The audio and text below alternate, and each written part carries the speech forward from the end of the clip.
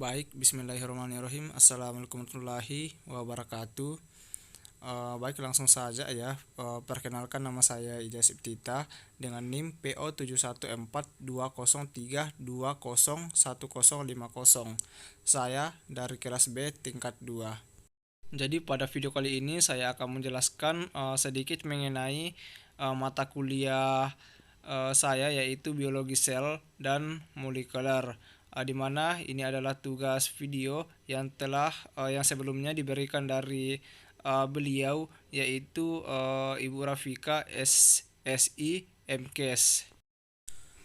Di mana pada kali ini saya akan menjelaskan mengenai sedikit tentang genetik DNA, RNA, dan juga sintesis protein.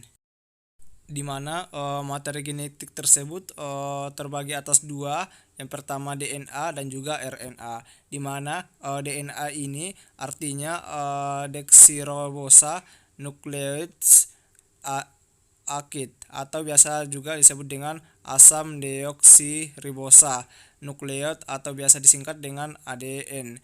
Begitu juga dengan RNA, yaitu ribosa nucleic acid, di mana ini juga biasa disebut dengan asam ribosa nukleat, atau biasa disingkat dengan ARN.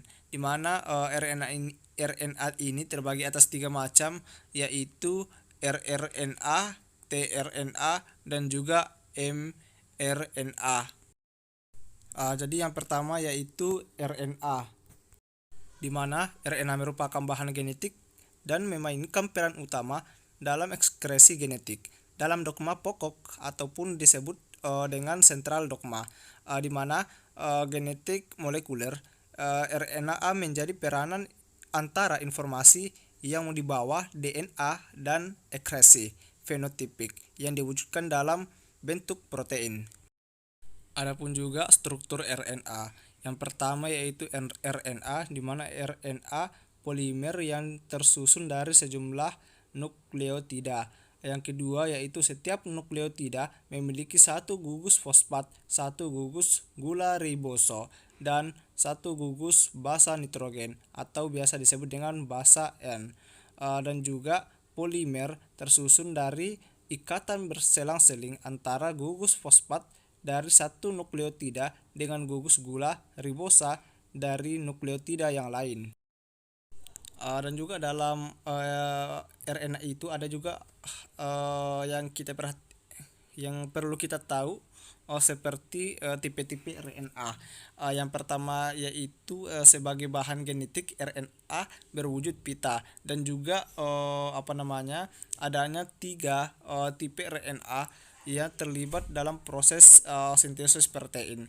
Nah, di mana tiga tipe RNA tersebut, yang pertama yaitu RNA kurir, atau biasa disebut dengan messenger RNA atau mRNA. Yang kedua itu RNA ribosom, atau biasa disebut dengan ribosomal RNA. Dan juga yang ketiga yaitu RNA transfer, atau biasa juga disebut dengan transfer RNA tRNA. Adapun juga fungsi RNA, di mana fungsi RNA ini sebagai perantara antara DNA dan juga protein dalam proses ekskresi genetik. Karena apa? Karena ini berlaku untuk semua organisme hidup.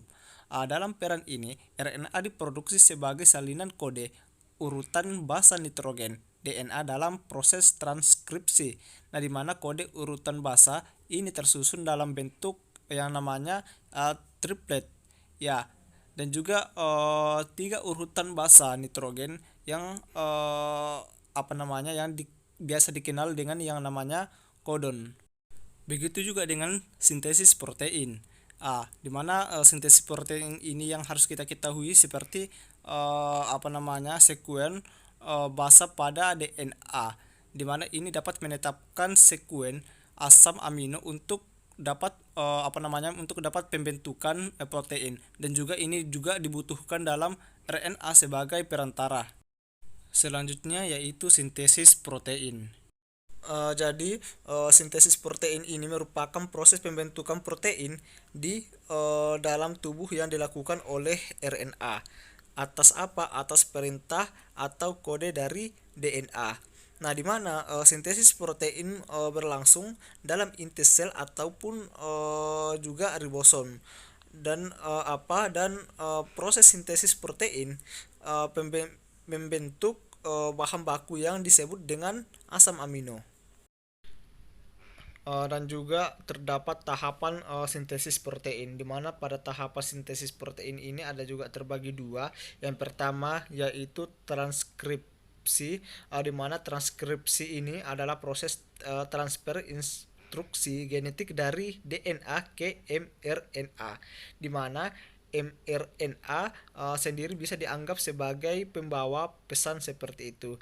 Nah, di mana pada proses transkripsi ini ada juga terbagi tiga tahapan seperti itu. Yang pertama yaitu inisiasi, yang kedua elogasi, yang ketiga yaitu terminasi. Yang kedua yaitu translasi. Jadi di mana translasi ini adalah suatu proses penguraian atau penerjemahan kode-kode hasil salinan DNA seperti itu, yang mana yang dibawa oleh mRNA. Jadi penerjemahan kode ini nantinya akan menghasilkan polipeptida. Untuk apa? Untuk menyusun protein seperti itu. Nah, di mana sama seperti transkripsi, translasi juga terbagi atas tiga tahap seperti itu. Yang pertama yaitu inisiasi, yang kedua elokasi, dan yang terakhir yaitu terminasi. Jadi mungkin hanya ini yang sempat saya sampaikan pada materi kali ini mengenai genetik RNA, DNA, dan juga sintesis protein. Jadi kurang lebihnya mohon dimaafkan. Terima kasih. Assalamualaikum warahmatullahi wabarakatuh.